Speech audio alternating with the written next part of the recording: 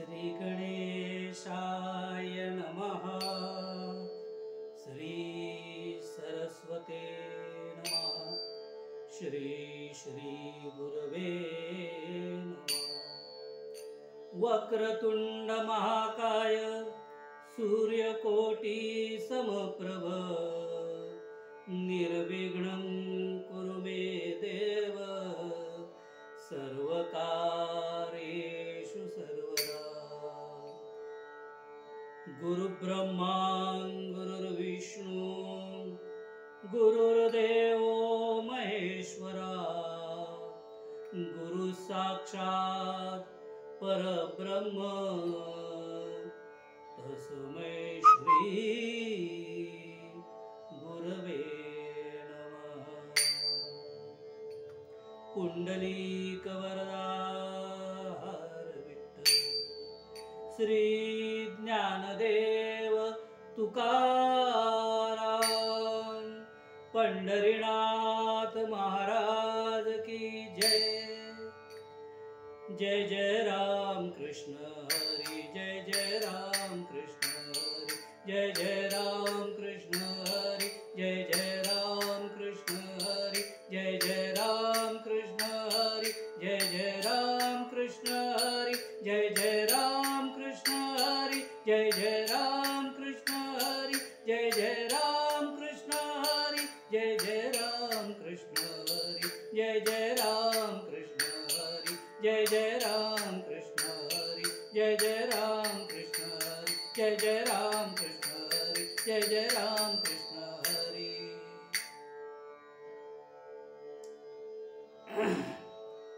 नाम सद्गुरूंचे घ्यावे नाम सद्गुरूंचे घ्यावे मन श्री चरणासी धावे मन श्री चरणासी धावे नाम सद्गुरूंचे घ्यावे नाम सद्गुरूंचे घ्यावे।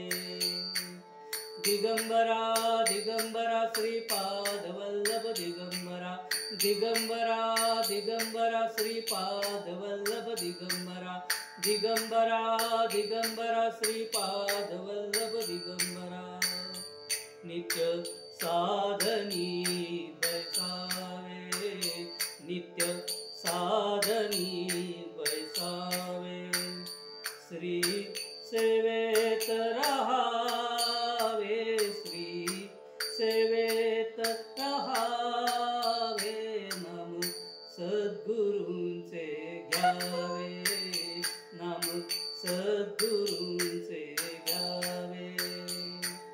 दिगंबरा दिगंबरा श्रीपाद वल्लभ दिगंबरा दिगंबरा दिगंबरा श्रीपाद वल्लभ दिगंबरा संसारी मद मुक्त करावे संसारी मद मुक्त करावे हाती श्री गुरु धरावे हाती श्री गुरु धरावे नाम सद्गुरूंचे घ्यावे नाम सद्गुरूंचे घ्यावे।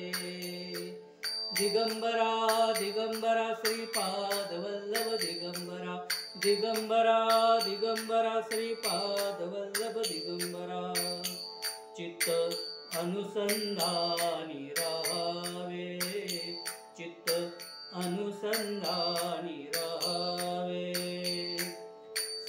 श्री गुरूंनी जवळची घ्यावे श्री गुरूंनी जवळची घ्यावे नाम सद्गुरूंचे घ्यावे नाम सद्गुरूंचे घ्यावे। दिगंबरा दिगंबरा श्रीपाद वल्लभ दिगंबरा दिगंबरा दिगंबरा श्रीपाद वल्लभ दिगंबरा दिगंबरा दिगंबरा श्रीपाद वल्लभ दिगंबरा जन्मोजन्मी दासच व्हावे जन्मोजन्मी दासच व्हावे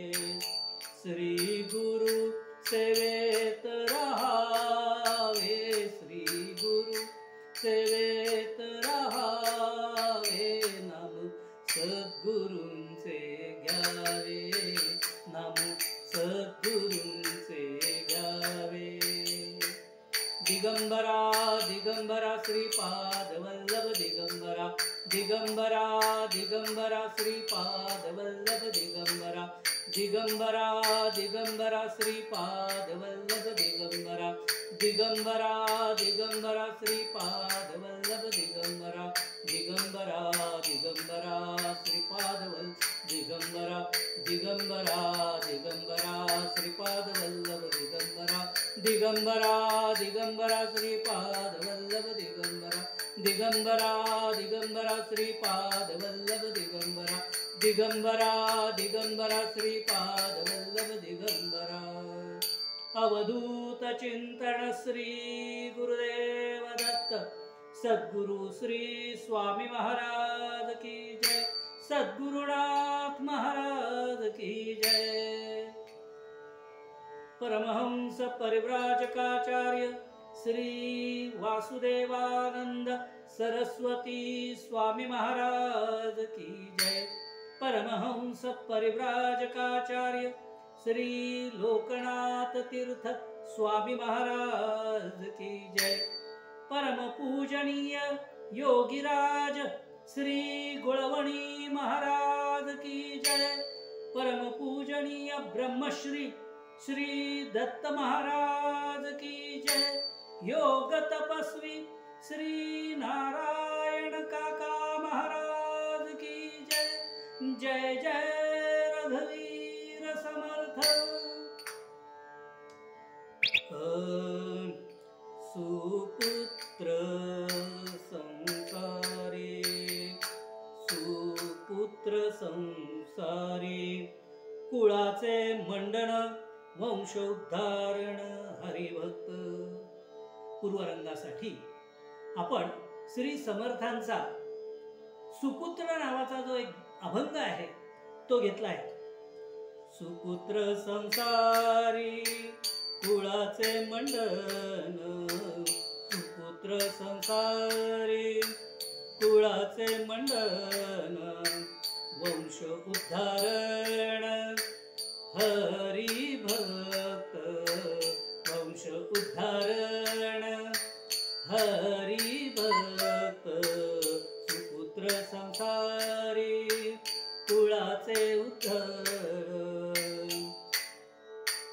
भक्त तरे तारी 42 कुळे, भक्त तरे तारी 42 कुळे, भक्तीचे निमूळे जगदोद्धार, भक्तीचे निमूळे जगदोद्धार. सुपुत्र संसारी कुळाचे मंडन, सुपुत्र संसारी कुळाचे मंडन. जगदोद्धार करी सुपुत्र संसारी, जगदोद्धार करी पुत्र संसारी. येर अनाचारी, येर अनाचारी पाप रूप. सुपुत्र संसारी कुळाचे मंडन, सुपुत्र संसारी कुळाचे मंडन. पाप रूपी नर अभागी जाणावा, पाप रूपी नर अभागी जाणावा. तया ते निनावे देवराया, तया ते निवावे देवराया. सुपुत्र संसारी कुळाचे मंडन, सुपुत्र संसारी कुळाचे मंडन. वंश उद्धारण हरिभक्त, वंश उद्धारण हरिभक्त. देवराव ओळ, देखुनिया भाव देव रावळे देखुनिया भाव दास म्हणे माव दास म्हणे माव कामान सुपुत्र संसारी कुळाचे मंडन सुपुत्र संसारी कुळाचे मंडन वंश उद्धारण हरी भक्त वंश उद्धारण हरी भक्त सुपुत्र संसारी सुपुत्र संसारी कुळाचे मंडन वंश उद्धारण हरिभक्त. अहो सगळ्यांनाच वाटतं आपल्याला सुपुत्र व्हावा. अहो पण सुपुत्र होण्यासाठी काही गोष्टी आवश्यक आहेत. आणि हा सुपुत्र कशासाठी पाहिजे? हा सुपुत्र आपल्या कुळाचा उद्धार करतो, वंशाचा उद्धार होतो. आपण ज्या वंशामध्ये जन्माला आलो आहोत, ह्या वंशाचा उद्धार व्हावा असा वाटत असेल तर एक चांगला सुपुत्र आपल्या पोटी जन्माला यायला पाहिजे. पण हा सुपुत्र जन्माला येण्यासाठी तो कसा असायला पाहिजे? तर हरिभक्त असायला पाहिजे. हरिभक्त याचा अर्थच असा आहे की ज्याला परमेश्वराच्या ठिकाणी प्रेमभाव आहे, परमेश्वराच्या ठिकाणी भक्ती आहे, परमेश्वराच्या ठिकाणी भाव आहे. हे सगळे जर तिथं असतील तर तो सुपुत्र होतो. असा सुपुत्र जन्माला आला. भक्त तरे तारी 42 कुळे भक्ते तरे तारी 42 कुळे भक्तीचे निमुळे जगदोद्धार. अहो असा सुपुत्र जन्माला आला तर भक्त तरे तारी. भक्ताचं तरुण जातोच, त्याचं तर कल्याण होतच, परंतु त्याच्याकडे बघून त्याच्या योगाने अनेकांचं जीवन हे तरुण जातं. संसार सागरामध्ये जे आम्ही हेलकावे खातोय, अनेक प्रकारची संकट रोज आमच्यावरती चालून येत आहेत, ह्या संकटांपासून आमचं रक्षण करणारा, आम्हाला तारून नेणारा असा सुपुत्र आमच्या पोटी जन्माला यायला पाहिजे.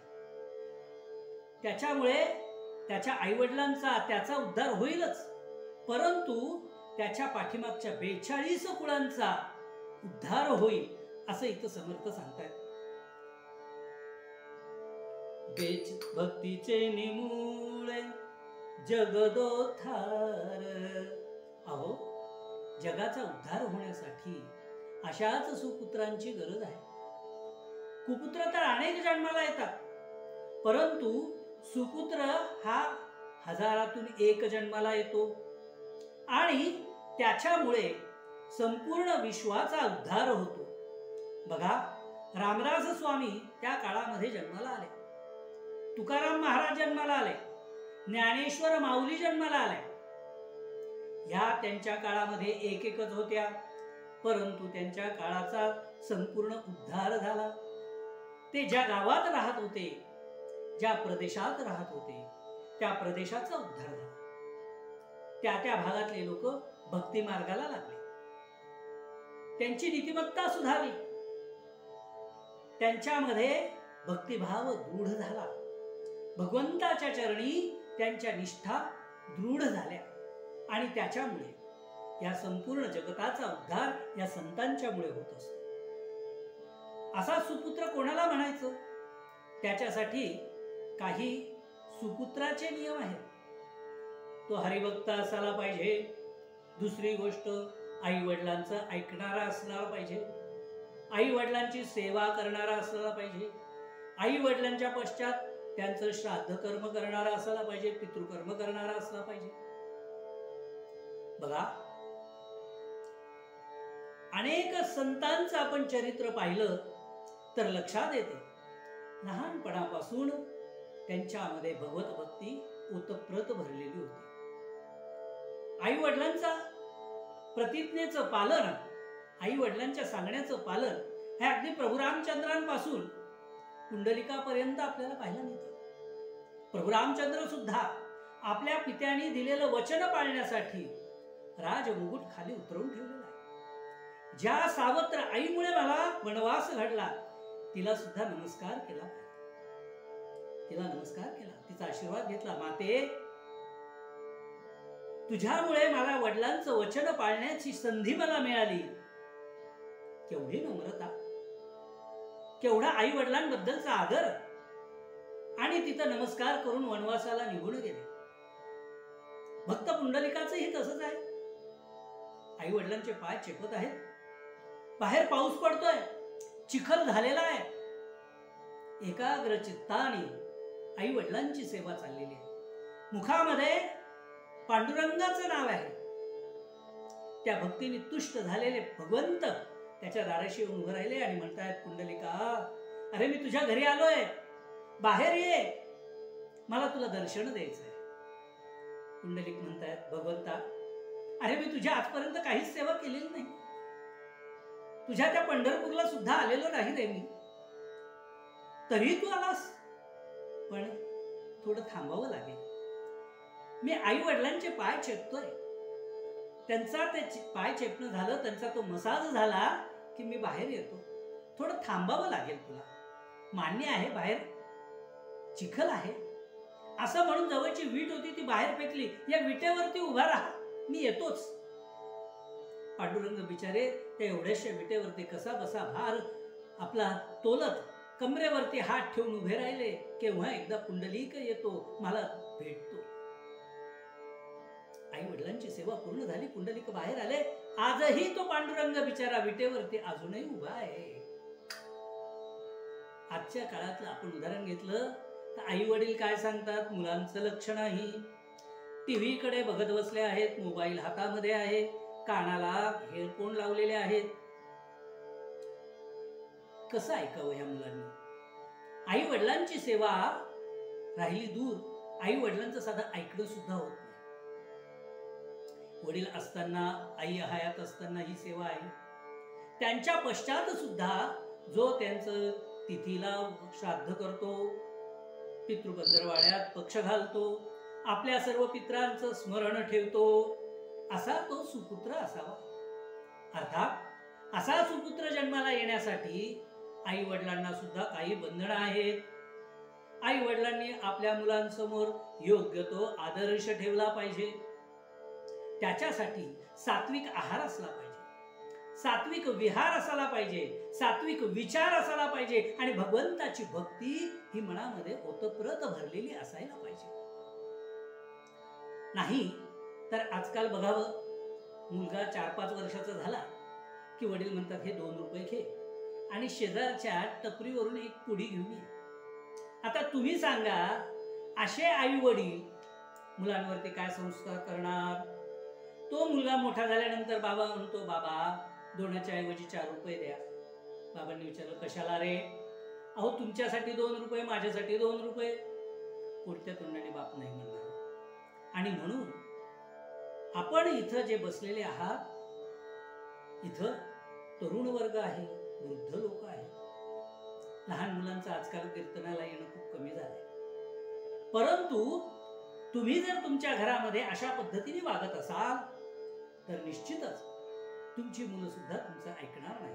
म्हणून सुपुत्र जन्माला यायचा असेल तर आई वडिलांना सुद्धा काही बंधनं स्वतःवरती लादून घ्यावे लागतात. विठ्ठल विठ्ठल विठ्ठल विठ्ठल विठ्ठल विठ्ठल विठ्ठल, जगदोद्धार करी सुपुत्र संसारी, येर अनाचारी पाप रूप, येर अनाचारी पाप रूप, पाप रूपी नर अभागी जाणावा, पाप रूपी नर अभागी नवावा, तया तिन्ही नावे देवराया.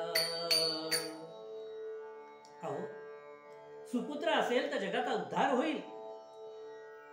संसारामध्ये असा सुपुत्र असला पाहिजे ही गोष्ट खरी, परंतु तो जर नसेल तर कुपुत्रामुळे सगळीकडे अनाचार माजेल, सगळीकडे पापांची पेरणी होईल आणि असा पापरूपी नर जगाकडून कधीतरी वंदिला जाईल का?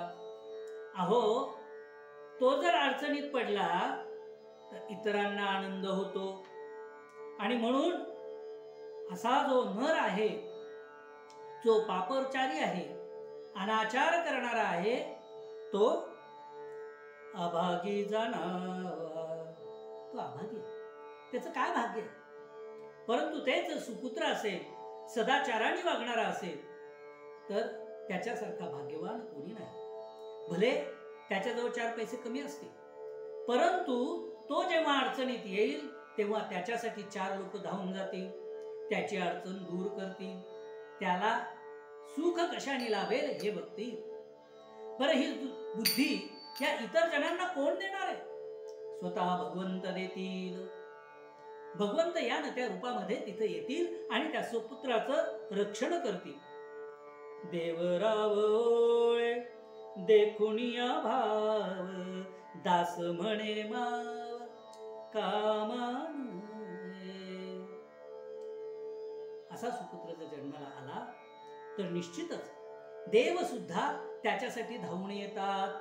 बघा, पुंडलिकासाठी विठ्ठल आले, सुदाम्यासाठी श्रीकृष्ण आले, अहिल्यासाठी राम आले. प्रत्येक युगामध्ये संभवामी युगे युगे भगवंताचं वचन आहे. तुम्ही जेव्हा जेव्हा भगवंताचं स्मरण कराल, भगवत भक्तीमध्ये राहाल, आई वडिलांची सेवा कराल, जगाचा उद्धार करण्यासाठी काही सत्कर्म कराल, तेव्हा भगवंत या न त्या रूपामध्ये संभवामी युगे युगे पुन्हा पुन्हा तो तुमच्यासाठी जन्माला येईल आणि तुमचं रक्षण करेल. असो, अशा रीतीने जर आपण भगवंताचं स्मरण केलं तर निश्चितच आपल्याला सुपुत्र होईल. परंतु त्यासाठी आपलं आचरण, आपलं आहार, आपला विहार हा सुयोग्य असायला पाहिजे. आणि म्हणून असा सुपुत्र जन्माला येऊ ही त्या प्रभुचरणी प्रार्थना करूया. अवधूत चिंतन श्री गुरुदेव दत्त. दिगंबरा दिगंबरा श्रीपाद वल्लभ दिगंबरा. दिगंबरा दिगंबरा श्रीपाद वल्लभ दिगंबरा. दिगंबरा दिगंबरा श्रीपाद वल्लभ दिगंबरा. दिगंबरा दिगंबरा श्रीपाद वल्लभ दिगंबरा.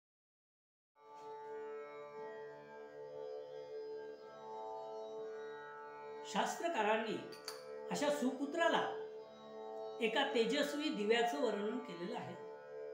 त्याबद्दल म्हणताना शास्त्रकार म्हणतात, पात्रन्न तापयती नैव मल प्रसूते, स्नेहन्न संहारती नैव गुणान् शिणोती, द्रव्यावसने समये चलता न थकते, सत्पुत्र एवं कुले सदमनी कोपी दीपा. पात्रन्न तापयती. अहो, असा कुलदीपक पाहिजे, परंतु तो दिवा सुद्धा कसा असायला पाहिजे? शास्त्रकारांनी फार सुंदर वर्णन केलेलं आहे. पात्रन्न तापयती. अहो, आम्ही निरंजन लावतो, 4 आरत्या झाल्या असतील की तो दिवा तापतो. 5वी आरती जर म्हणायची असेल तर आम्ही हळूच तो दिवा खाली ठेवून देतो, कारण की दिवा तापलेला असतो. म्हणून कुलदीपक कसा पाहिजे? तो तापणारा नसावा. तापणारा याचा अर्थ दोन्ही बरं. घरात तापणारा नसावा, आई वडिलांवरती तापणारा नसावा, बायको मुलांवरती चिडणारा नसावा, ऑफिसमध्ये आपल्या कामाच्या ठिकाणी आजूबाजूंच्या लोकांशी स्नेहाचे संबंध ठेवणारा असावा. पात्रन्न तापयती नैव मुलं प्रसूते. आपण नवरात्रामध्ये दिवा लावतो, त्याची वारंवार काजळी काढावी लागते, नाही तर तो दिवा मालवतो. म्हणून शास्त्रकारांनी सांगितलं कुलदीपक कसा असायला पाहिजे. अहो, त्याला काजळीच चढली नाही पाहिजे, त्याची वात ही कायम तेवती राहिल्या पाहिजे. बघा, कुलदीपक आहे, कालानुरूप त्याच्या वृत्ती जर बदलणाऱ्या असतील, चंचल होणाऱ्या असतील, त्यावरती कर्माची काजळी चढणारी असेल, तर तो सुपुत्र कसा म्हणायचा? म्हणून सुपुत्र कसा पाहिजे? नैव मलन प्रसूते स्नेहन संहारती. स्नेहाने सगळ्यांशी वागणारा असायला पाहिजे. आपले नातेवाईक, आपले आईवडील, आपले सासू सासरे, आपले मुलंबाळ, इतकंच नव्हे, भाऊ बहीण साधक असतील तर आपले गुरुबंधू यांच्याशी सुद्धा प्रेमाचा व्यवहार केला पाहिजे. अहो, आम्ही एखाद्या आपल्या गुरुबंधूशी वाईट वागलो, त्याचा आम्ही कायम दुश्वास करत राहिलो, तर जी गुरुशक्ती आमच्यामध्ये राहते तीच त्याच्यामध्ये आहे. त्या गुरुशक्तीचा आम्ही तिरस्कार केल्यासारखं होणार नाही का? त्यामुळे द्वेषाने कोणाशी वागायचं नाही. स्नेहं संहारते नैव गुणान् क्षिणोति. दिव्याची वात कालांतराने क्षीण होते. अशी क्षीण होणारी वात नको बरं. आमचा कुलदीपक हा आहे तोपर्यंत, शरीरात असेपर्यंत तेजस्वी राहिला पाहिजे. त्याचं तेज, त्याची ती वात कधीही मंदावता कामा नाही. शास्त्रकार पुढे म्हणतात, द्रव्यवसने समय चलता न धत्ते. आपण जेव्हा दिवा लावतो, पूजा व्हायची आहे, दिवाची वात बारीक व्हायला लागली, त्याच्यातलं तेल संपायला लागलं, आपण पटकन उठतो आणि त्याच्यामध्ये तेल घालतो. परंतु कुलदीपक जो आहे तो कसा असायला पाहिजे? त्याच्या जवळचं द्रव्य संपलेलं आहे, त्याची शारीरिक क्षमता कमी झालेली असेल तरी सुद्धा चलता न थकते, तो थकून राहायला नको.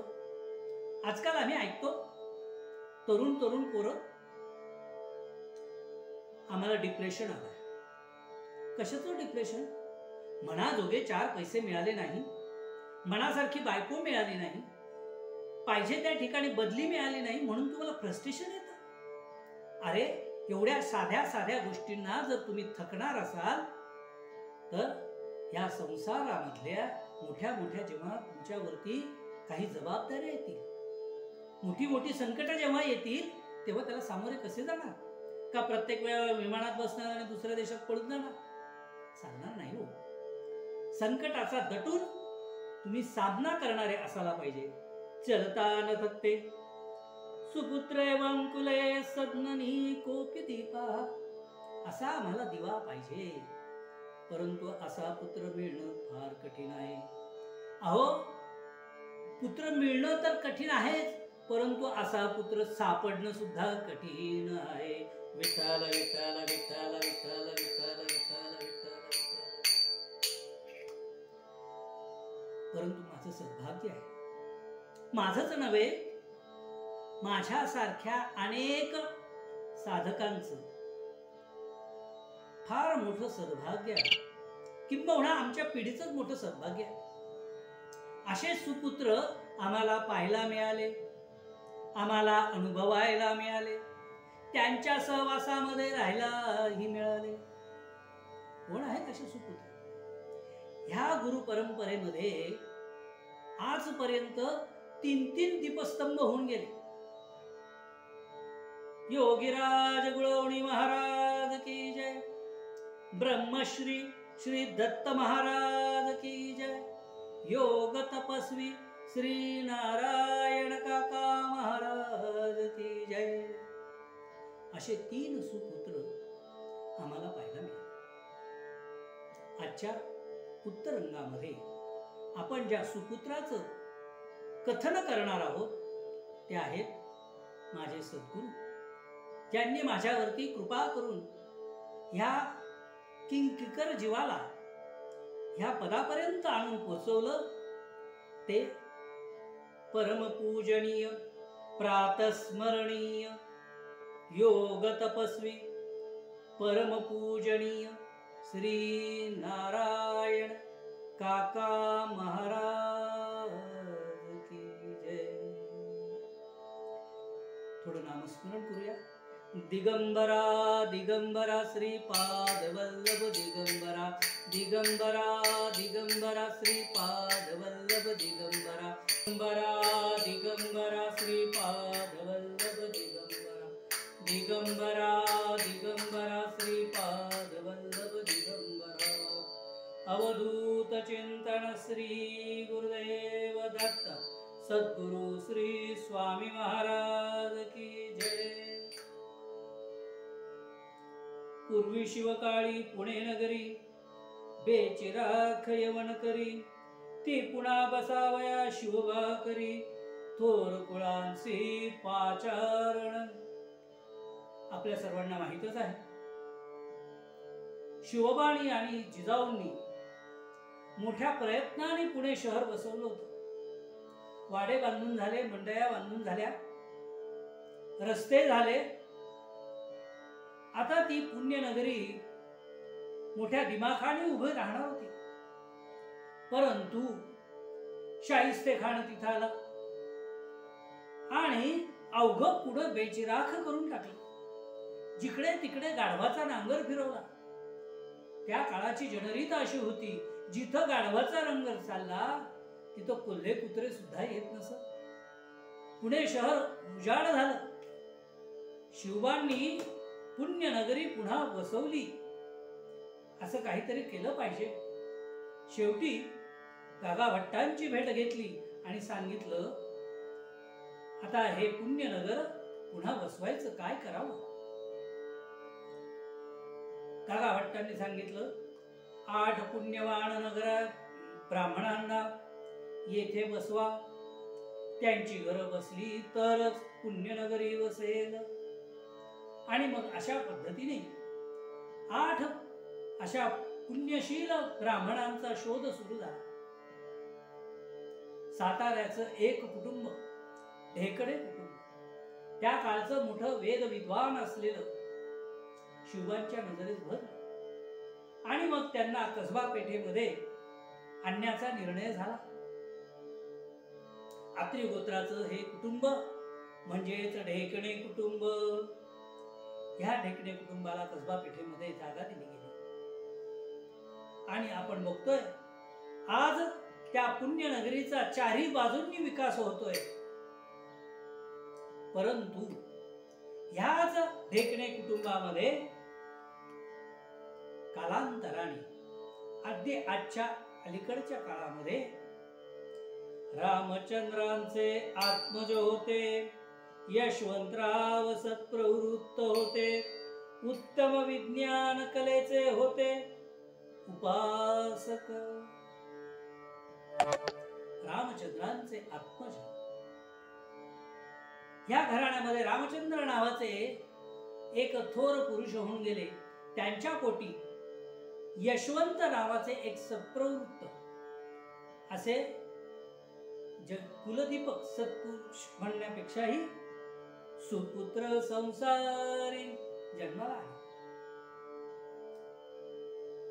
ज्ञान विज्ञान कला सर्व गुण संपन्न होते।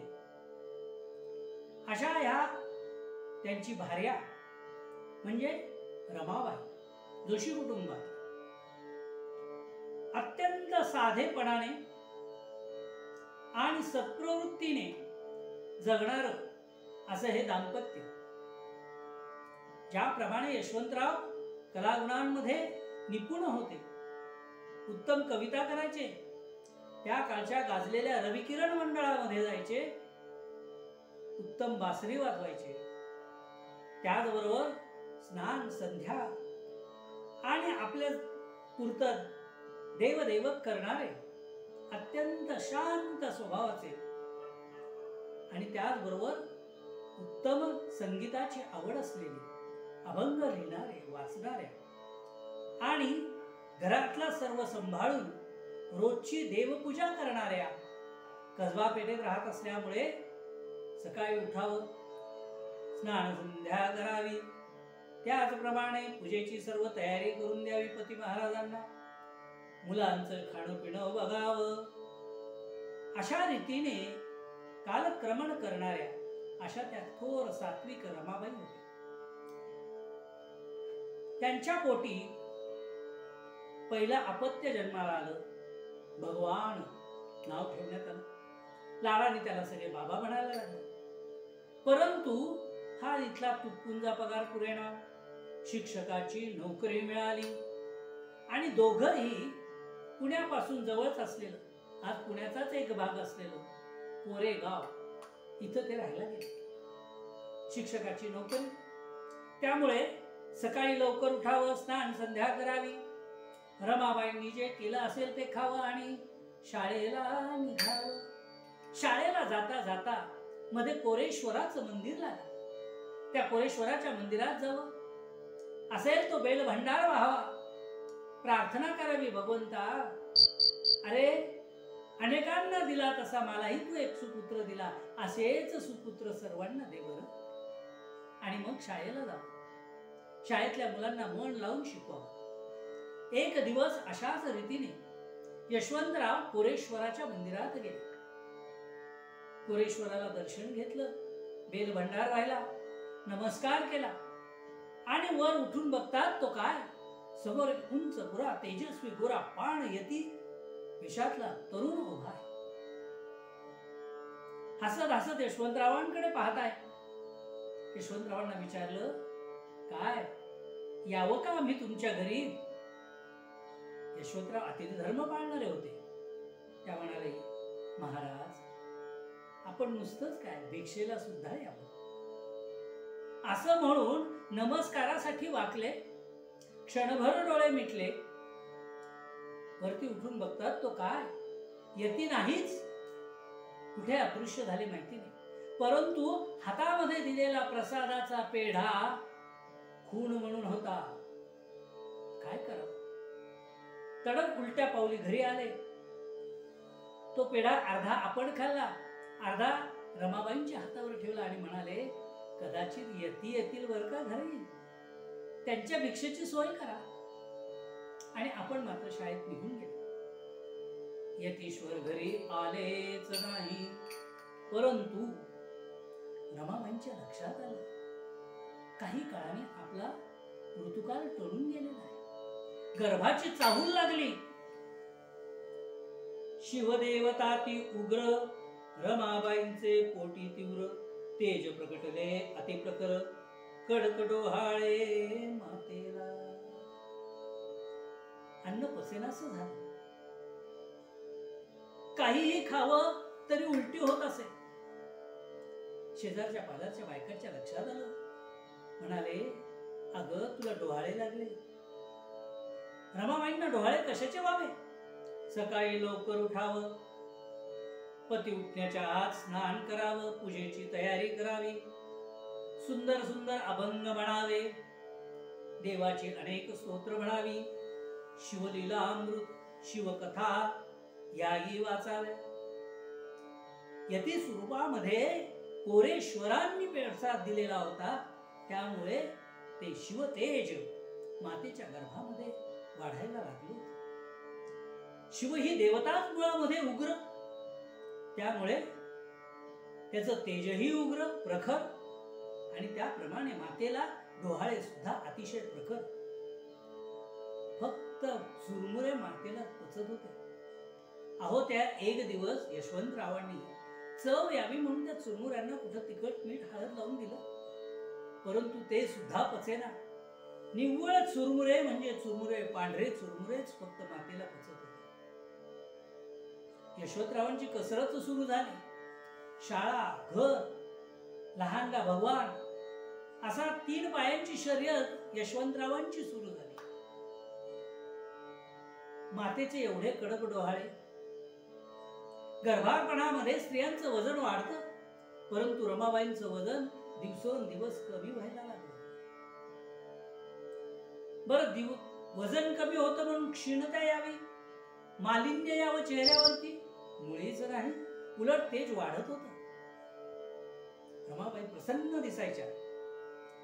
अर्थात अशक्तपणा वाढत चाललेला होता. रमाबाईंनी ही सुवार्ता आपल्या बंधूंना धुळ्याला सांगितली. रमाबाईंचे बंधू त्या काळात धुळ्याला होते, मोठे शासकीय नोकरदार होते. घरची परिस्थिती चांगली होती. बहिणीला भेटायला म्हणून पुण्यात आले. बघतात तो काय, बहीण म्हणजे केवळ हाडाचा सापळा उरलेली. डॉक्टरांकडे गेले, भेटले. डॉक्टरांनी सांगितलं प्रकृती गंभीर आहे, मातेला जपायला पाहिजे, पूर्ण आरामाची गरज आहे. अहो, परंतु माता तर अतिशय प्रसन्न दिसते. असो, आता मात्र बहिणीला मी घेऊन जातो असं यशवंतरावांना सांगितलं आणि भगवान आणि रमाबाई धुळ्याला रवाना झाल्या.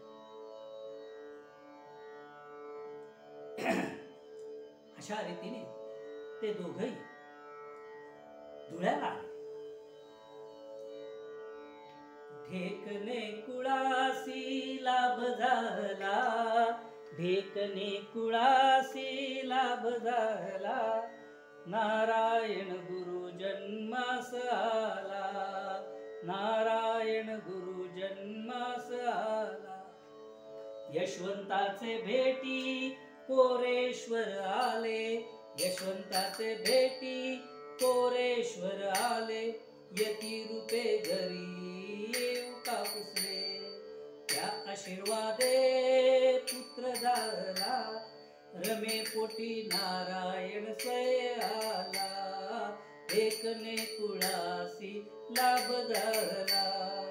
रमाबाईची कुस धन्य झाली, 9 मास उपासाची सांगता झाली, धुळे ग्रामी माहेरी प्रसूती झाली, पुत्र रत्नाचा त्यास लाभ झाला, ढेकणे कुळासी लाभ झाला, नारायण गुरु जन्मास आला. आषाढ महिना, शुद्ध पंचमीची तिथी, सिंहरास नक्षत्रामध्ये मघा नक्षत्र, सिद्ध योग दिन. अशा ठिकाणी या गुरु परंपरेला एक तपस्वी लाभला.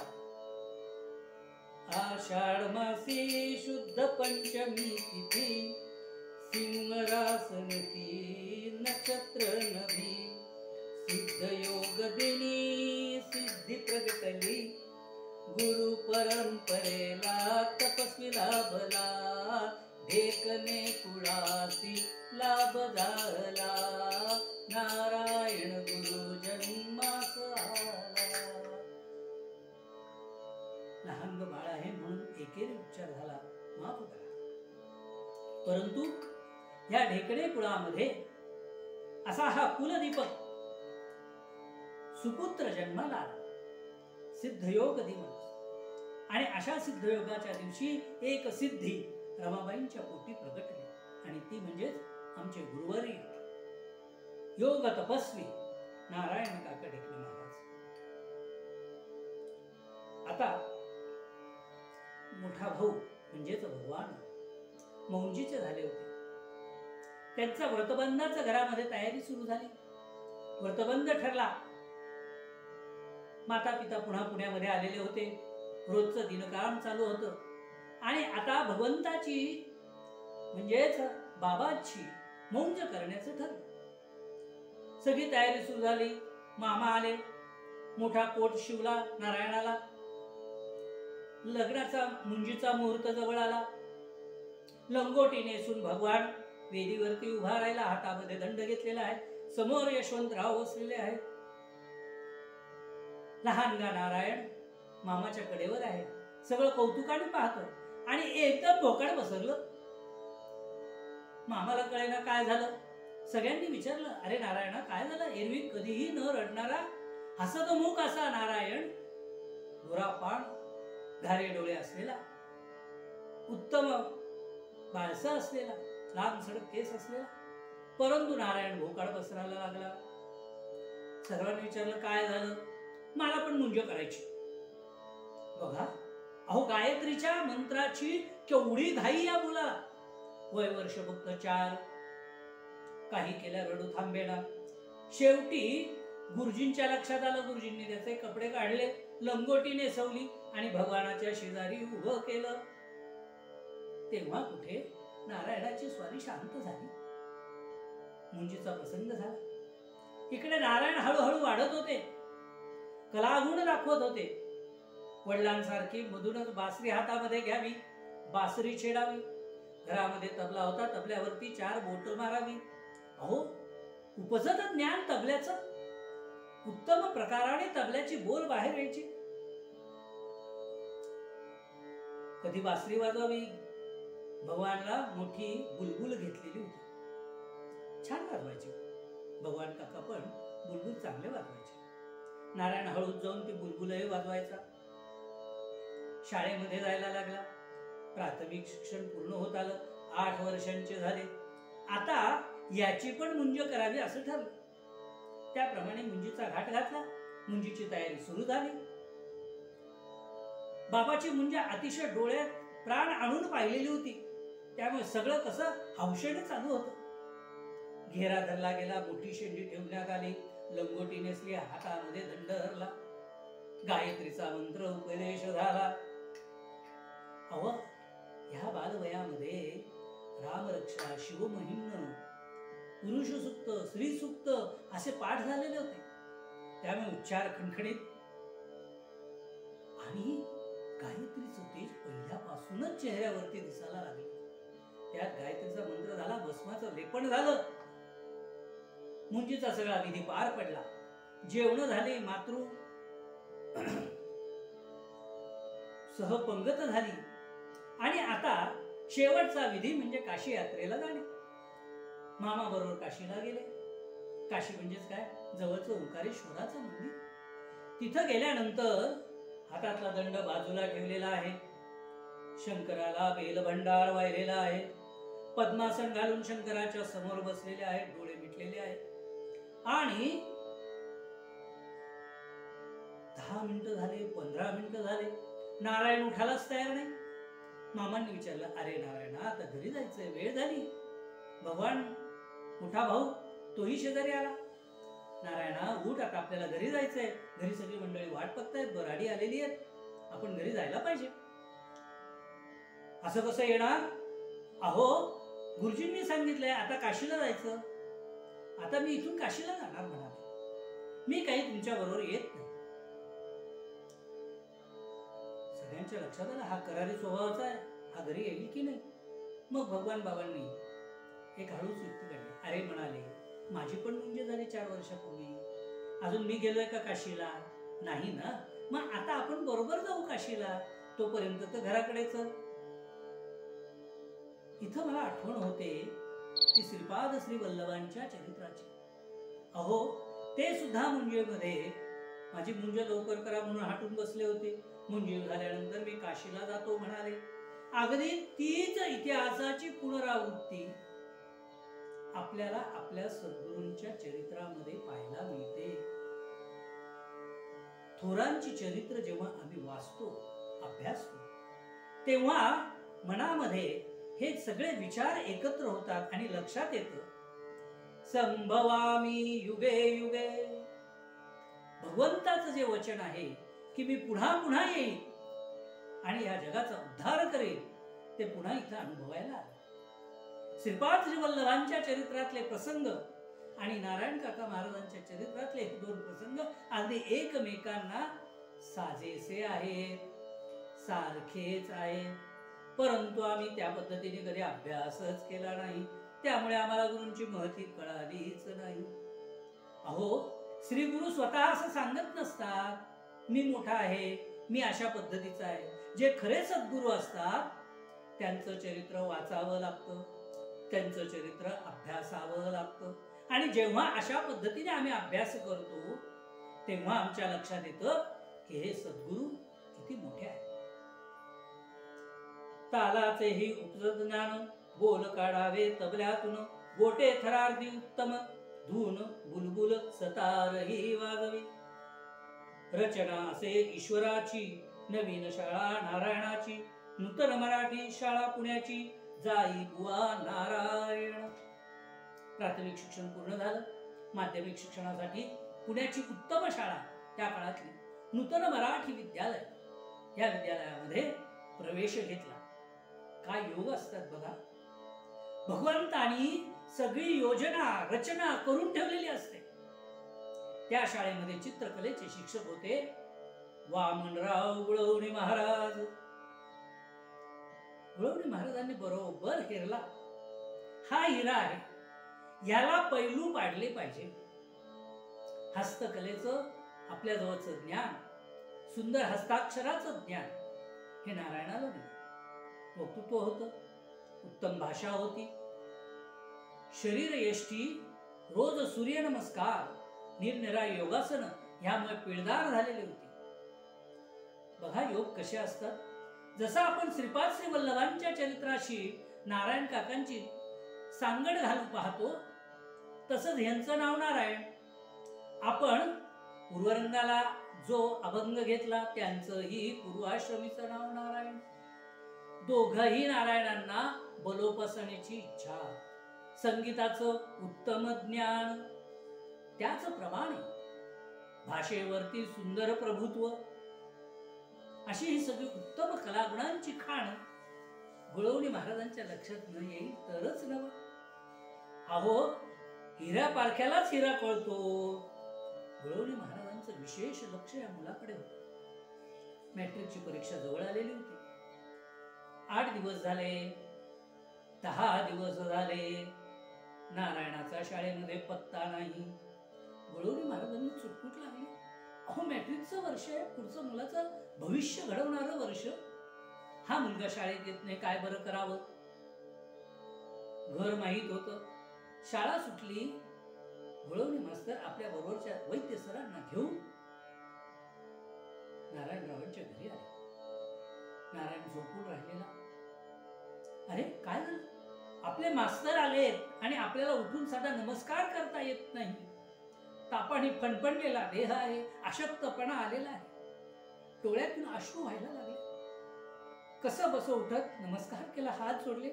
मास्तर, मला बरं नाही आहे हो, ताप आलाय, विषमज्वर सांगितलं आहे, त्यामुळे शाळेत येत नाही, क्षमा करा मला. आपल्याला श्रम पडले, आपल्याला इथे यावं लागलं. अरे नाही, तू शाळेत आलेला पाहिला नाहीस म्हणूनच आलो. रमाबाईंनी सगळं कथन केलं. परीक्षा जवळ आलेली आहे, नारायणाला तर बरं वाटत नाहीये, कशी व्हावी याची परीक्षा. महाराज हसले. अहो म्हणाले, त्याचा अभ्यास सगळा झालेला आहे, फक्त उजळणीची गरज आहे, काळजी करू नका. शाळा सुटली की मी येत जाईल. नारायणा, तुला धडे वाचून दाखवीन. अरे नुसत्या ऐकण्याने सुद्धा तुझा अभ्यास होईल बरं, काळजी करू नकोस. आपला पुढे होणारा गुरुबंधू वामनरावांनी आधीच हेरलेला होता आणि त्यामुळे शाळा सुटली की रोज वामनरावांनी यावं, धडे वाचून दाखवावे. नारायणाची फक्त श्रवण भक्ती चालू होती. अहो, नवम भक्ती ज्या आहेत त्यातली पहिली भक्ती सुरू झालेली होती, श्रवण भक्ती. आणि या भक्तीचं परामर्श, या भक्तीचं शेवटचं टोक ह्याच गुळवणी महाराजांच्या कृपेने त्याला होणार होतं. कॉलेजमध्ये जायला लागले. उत्तम मार्काने मॅट्रिकची परीक्षा पास झाली. इंजिनिअरिंग मध्ये ऍडमिशन मिळाली. प्रवेश झाला. मधल्या काळामध्ये काही अनेक घटना घडून गेल्या. महाराजांचं सिद्धत्व प्रगट झालेलं होतं. खरं तर गुळवणी महाराजांकडे त्यांचे गुरु परमहंस परिव्राजकाचार्य श्री लोकनाथ तीर्थ स्वामी महाराज येत असत. त्यांची कीर्ती नारायणाने ऐकलेली होती आणि अशा सत्पुरुषाची आपल्याला सुद्धा दीक्षा व्हावी अशी कुठंतरी मनामध्ये इच्छा निर्माण झालेली होती. आता महाराज आपल्या परिचयाचे आहेत, परंतु आपले मास्तर आहेत, यांना कसं सांगावं. त्यांच्याकडे जे कोणी साधक येत असत त्यांच्यापैकी एक भालेराव म्हणून होते. त्यांच्याजवळ हाच विषय काढला. आपण महाराजांना सांगाल का, त्यांचे स्वामी आलेले आहेत, शक्तिपात दीक्षा सारखी अत्यंत नवम भक्ती ही ते देतात असं ऐकलेलं आहे. मला ही दीक्षेचा लाभ झाला तर बरं होईल.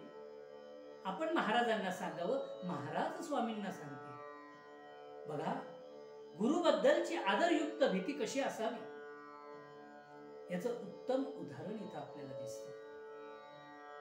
इथं वशिला लावायचा नाहीये, प्रार्थना तर करायची आहे, फळ तर मिळालं पाहिजे, परंतु ह्या तिन्हीची सांगड कशी घालायची म्हणून माध्यमातून आपण आपल्या गुरुकडे गेलो पाहिजे हे त्या कॉलेजमध्ये शिकणाऱ्या नारायणरावांच्या लक्षात आलं. आणि म्हणून गोवणी मास्तरांना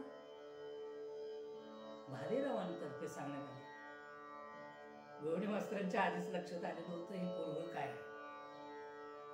ऐसा व्हावा पुत्र ज्याचा तिन्ही लोकी झेंडावे. त्यामुळे गोवणी महाराजांनी हळूच स्वामींच्या कानावर घातली, हा नारायण आहे, अध्यात्माकडे याचं लक्ष आहे, स्नान सध्या तयारी उत्तम आहे, दीक्षेला पात्र असावा असं वाटतंय, स्वामींनी बघावं याच्याकडे. स्वामींनी दीक्षा द्यावी असं सुद्धा म्हणतात नाही, स्वामींनी बघावं याच्याकडे. स्वामींनी त्याच्याकडे बघितलं, नारायण दीक्षा चाहिए. नको, दीक्षा पाहिजे, अभी नहीं होगी. नारायणाचा चेहरा एकदम खरखर उतरला. अभी नाही, फिर कब. मनामध्ये प्रश्न येऊन गेला, मुखातून शब्द निघालेला नाही. पहिले गायत्री करो, बाद में देखा जाएगा. नारायणरावने ठरवलं, बस आता गायत्री लघु पुरस्कारण पूर्ण झाल्याशिवाय स्वामींकडे यायचं नाही आणि स्वामींना दीक्षेची मागणीही करायची नाही. गुरुमुखातून शब्द निघालेला आहे, आज्ञेचं पालन झाल्याशिवाय पुन्हा गुरूंकडे यायचं नाही. घरी आले, संकल्प सोडला, गायत्री सुरू झाली. तो दिवस मंगळवारचा होता. बुधवार गेला, गुरुवार गेला, शुक्रवार गेला आणि अचानकपणे स्वामींनी गोवणी महाराजांना जवळ बोलवलं. श्री गुरु सांगती वामनरावांना बोलावून आणा नारायणसी. दीक्षा द्यावीच लागणार त्यांना, योग्य शिक्षा हा परिपूर्ण. अहो वामनराव, तुमच्याकडे परवा जो मुलगा आला होता नारायण, त्याला बोलवून आणा, त्याला आता दीक्षा व्हायची. गोवणी महाराजांना पण कळे ना, अहो 2 दिवसापूर्वी तुम्ही त्याला नाही म्हणाला, गायत्री करा म्हणून सांगितली, त्याची गायत्री 2 दिवसात कशी परिपूर्ण होणार. आणि जर दीक्षा द्यायची नसेल तर त्याला बोलवायचं कसं. पण गोवणी महाराज काही कमी नव्हते. आपल्या गुरूंचं वाक्य तंतोतंत पाळणारे होते. त्यामुळे त्यांनी नारायणरावांना निरोप पाठवला, आपण ताबडतोब यावं आणि स्वामींना भेटावं. त्याप्रमाणे 20 नारायण पेठ मध्ये नारायणराव दाखल झाले. परंतु स्वामी तिथून निघालेले होते, डेक्कनला गुरुकृपा बंगल्यामध्ये गेलेले होते. तडक पावली महाराजांना नमस्कार केला, गोवणी महाराजांना, आणि नारायण काका तिथून निघाले आणि याला पोहोचले. दुसऱ्या दिवशी रविवार होता, देव दीपावलीचा दिवस होता. दिव्यांची आरास सगळीकडे होणार होती. अहो आपली मानवाची दिवाळी तर होऊन गेलेली होती, परंतु देवाची दिवाळी बाकी होती. देव दीपावली म्हणजेच ज्या दिवशी खंडोबाचं नवरात्र बसतं तो दिवस. नारायण काकांचं कुलदैवत खंडोबा, कुलदेवी यमाबाई. या यमाईचं आणि खंडोबाचं स्मरण करत गुरुकृपा बंगल्यामध्ये काका जाऊन पोहोचले. स्वामी पद्मासन घालून बसलेले होते, शांत चित्त होते, प्रसन्न दिसत होते. काका समोर गेले आणि शरीरातून एक प्रकारची वीज कडाडल्यासारखं काकांना भास झाला. डोळे मिटले गेले, स्वामींच्या समोर नतमस्तक झाले, साष्टांग नमस्कार घातला गेला आणि म्हणाले, स्वामी आपण बोलवलत मला, अरे कल सुबह तुमको दीक्षा है, जल्दी आना, सूर्योदय के समय तुम यहाँ होना, घर में स्नान संध्या करना, अपने माता पिता को नमन करना, कुलदेवता का स्मरण करना, बड़ा भाई होगा तो उसको भी नमन करना, और बाद में आना, उनकी अनुमति ले लो. अहो आपण चॉकलेट मागायला जावं आणि अख्खा चॉकलेटचा डबाच हातात मिळावा, असा आनंद व्हावा, असा नारायण काकांना आनंद झाला. सायकलला टांग मारली आणि घरी आले. घरी आले आले आईला कडकडून मिठी मारली. आई आई आई मला मिळालं. अरे काय मिळालं? तुझ्या हातात तर काही दिसत नाही. काय मिळालं काय तुला? आई, अगं स्वामींनी मला दीक्षा द्यायला होकार दिला. अजून मला काय पाहिजे? कॉलेजमध्ये जाणाऱ्या मुलाची इच्छा काय? फक्त मला दीक्षा व्हावी, गुरुकृपा मिळावी, सद्गुरूंचं पांघरून मला मिळावं मायेचं. यशवंतराव घरी आले. बाबा, त्यांना त्यावेळेस काका म्हणत असत. काका काका काका मला स्वामींचा प्रसाद मिळणार उद्या. मला उद्या सकाळी स्वामींकडे जायचं, स्वामींची दीक्षा होणार आहे. माता पित्यांना केवळ आनंद. आपला मुलगा सन्मार्गाला लागला, गुरु कृपेच्या छायेखाली जातोय. दोघांनाही आनंद झाला. बाबा घरामध्ये होता. बाबाला तर मिठी मारून गोल गोल गोल गोल फिरले दोघ जण आणि म्हणाले, बाबा बाबा बाबा, मला जे पाहिजे होतं ते मिळालं. मला शक्तिपात दीक्षा होणार उद्या. आनंद गगनात मावेना. तयारी सुरू झाली. पेढे आणले गेले, हार आणला गेला, खणखणीत वाजणारा नारळ आणला गेला. पहाटे झोप कशाची लागते. सकाळी ब्राह्म मुहूर्तावरती उठले, स्नान केले, संध्या झाली, वेल भंडार व्हायला गेला, नवरात्र सुरू झालं, दिवा पेटवला गेला. अहो, हा दिवा साधा सुद्धा नव्हता, जगदोद्धाराचा दिवा होता. कुलदीपक जळणार होता. त्या दिवशी उजळून निघणार होता.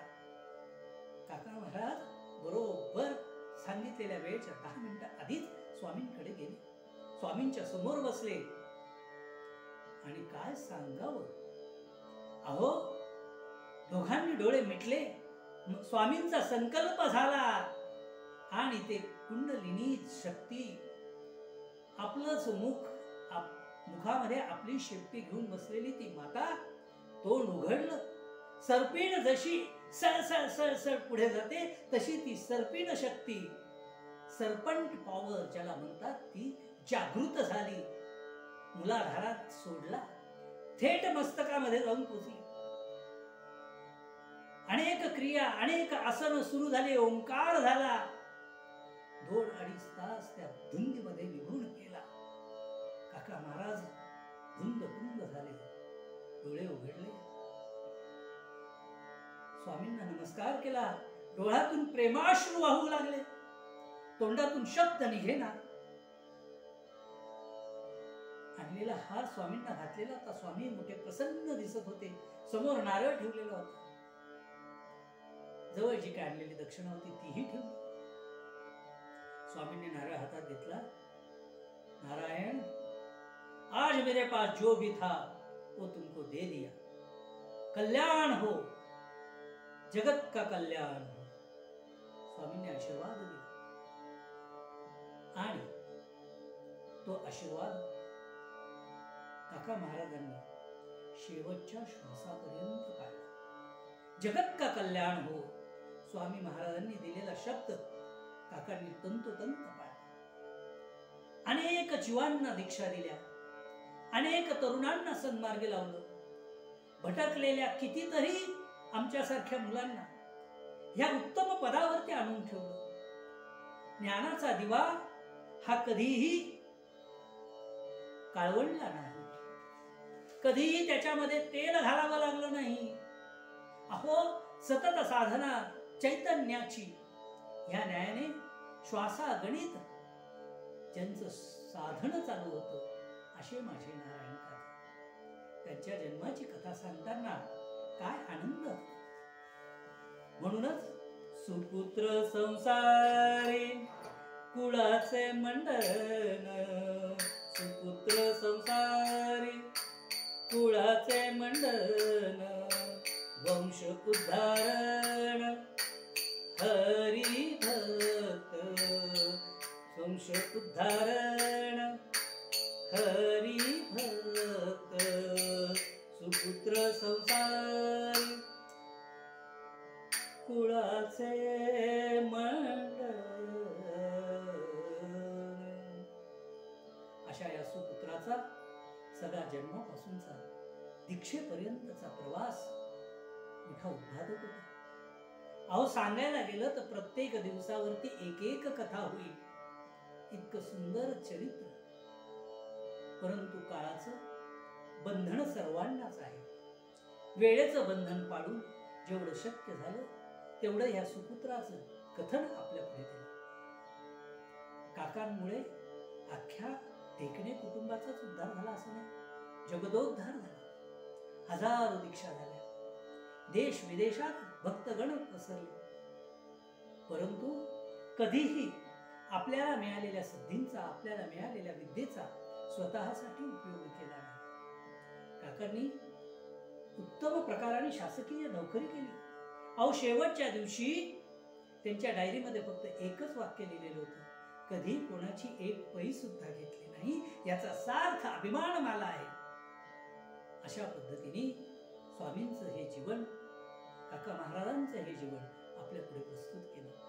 ह्या सांगण्यामध्ये काही दोष झाला असेल, काही चुका झाल्या असतील तर त्या प्रमोदच्या होत्या, माझ्या झोळीमध्ये त्या टाका, पुढच्या आख्यानाच्या वेळेला त्या सुधारेल.